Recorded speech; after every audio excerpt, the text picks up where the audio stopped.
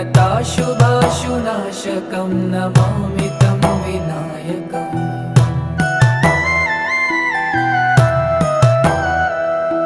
न तेतरातिभीकरं नवोदितार्कभास्वरं न मत्सुरारिनिर्जरं न तादिकापदुद्धरम्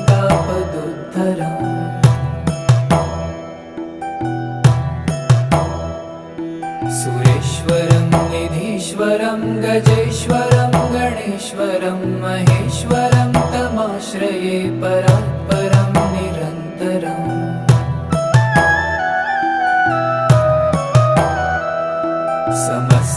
समस्तलोकशङ्करं निरस्तदैत्यकुञ्जरं दरे